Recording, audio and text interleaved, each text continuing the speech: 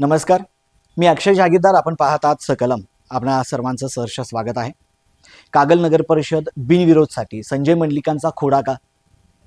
वैद्यकीय शिक्षण मंत्री हसन मुश्रीफ एकीकडे बिनविरोध निवडणुका होण्यासाठी प्रयत्न करत आहेत. त्यांचे प्रयत्न सुरू असताना माजी खासदार संजय मंडलिक यांनी कागल नगर परिषदेमध्ये आपल्या शिवसेना शिंदे गटाच्या 9 उमेदवारांचा अर्ज आज दाखल केला. अर्ज दाखल करण्याचा आज शेवटचा दिवस होता. यावरून महायुतीमध्ये असणारे 2 नेते मुश्रीफ आणि मंडलिक गटामध्ये तणाव असल्याचं स्पष्ट झालंय. कागलचा राजकीय इतिहास पक्षापेक्षा गटाचे प्रभुत्व हे प्रत्येक वेळी सिद्ध झाले आहे.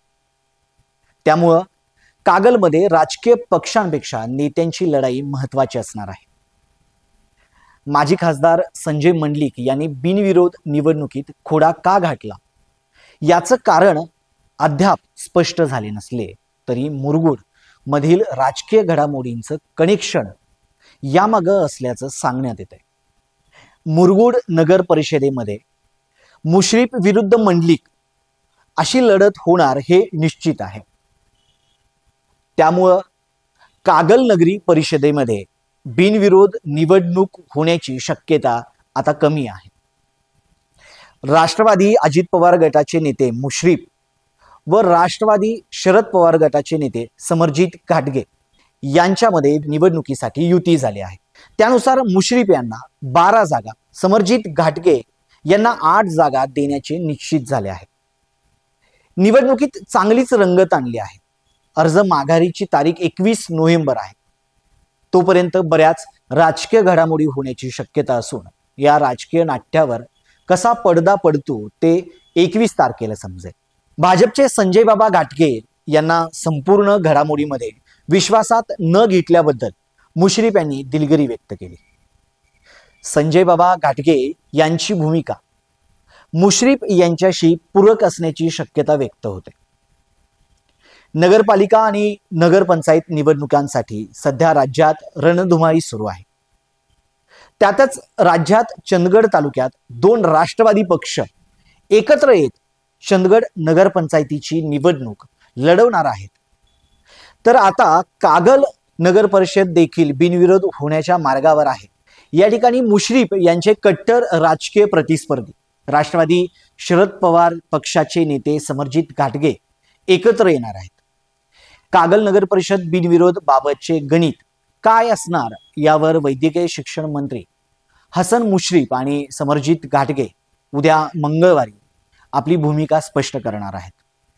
एकनाथ शिंदे शिवसेना गटाचे माजी खासदार संजय मंडलिक यांनी देखील कागल नगर परिषद निवडणुकीसाठी उमेदवार दिले असून कागल नगर परिषद बिनविरोध करण्यासाठी त्यांची भूमिका काय असणार हे देखील ते लवकरच जाहीर करणार आहेत. मात्र त्यांनी अजूनही आपली भूमिका जाहीर केली नसल्यानं माजी खासदार संजय मंडलिकांचा बिनविरोध साठी वेगळी भूमिका असल्यास राजकीय समीकरणं बिघडणार आहेत.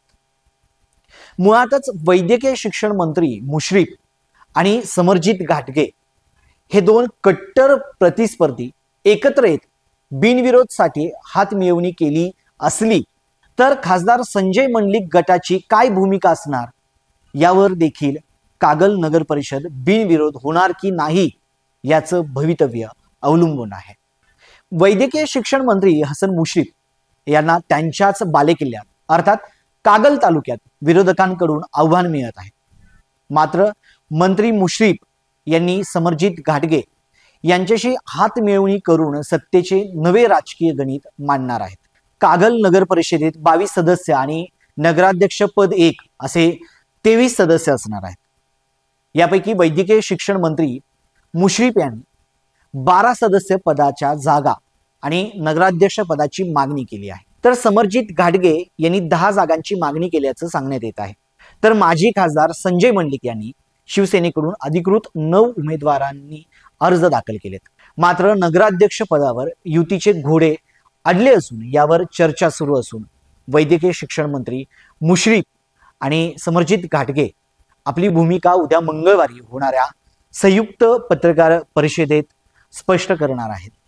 कागल नगर परिषद बिनविरोध झाल्यास मंत्री मुश्रीफांना आपल्याच होम पिचवर सत्ता खेचून आणण्यात यश येणार आहे. खरं तर गेली 2 विधानसभा निवडणुकांचा सामना मंत्री मुश्रीफ आणि समरजित घाटगे यांच्यामध्ये रंगला होता. मात्र 2 वेळा समरजित घाटगे यांना पराभवाला सामोरं जावं लागलं होतं. त्यामुळं एकूणच कागलच्या होम स्पीचवर मंत्री मुश्रीफ यांचेच पारडे जड राहिले आहे. तर आता समरजित घाटगे मंत्री मुश्रीफ यांच्याशी हातमिळवणी करत असल्याने राज्यात हा चर्चेचा विषय बनला आहे. याशिवाय दोन्ही राष्ट्रवादी एकत्र येत असल्याने यातून राज्यात देखील एक वेगळा संदेश जाणार आहे. दरम्यान मंत्री मुश्रीफ आणि समरजित घाटगे यांनी एकत्र येण्याचा निर्णय घेतला असला तरी कागल शहराच्या आणि तालुक्याच्या विकासासाठी तसंच विनाकारण सुरू असलेला संघर्ष थांबवण्यासाठी आपण एकत्र येत असल्याचंही मंत्री मुश्रीफ यांनी जाहीर केलं आहे. दरम्यान कागल तालुक्यामध्ये अशी आघाडी पहिल्यांदाच झालेली नाही. यापूर्वी स्वर्गीय शामराव भिवाजी पाटील आणि स्वर्गीय सदाशिवराव मंडलिक तसंच सदाशिवराव मंडलिक आणि स्वर्गीय विक्रमसिंहराजे घाटगे त्याचबरोबर मंत्री हसन मुश्रीफ आणि माजी आमदार संजय बाबा घाटगे यांच्यामध्ये देखील युती झाली होती.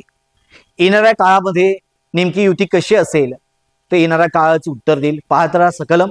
आजचा व्हिडिओ तुम्हाला आवडला असेल तर लाईक, शेअर आणि सबस्क्राईब करायला विसरू नका. त्याचबरोबर आपल्या प्रतिक्रिया आमच्या कॉमेंट बॉक्समध्ये नक्की कळवा.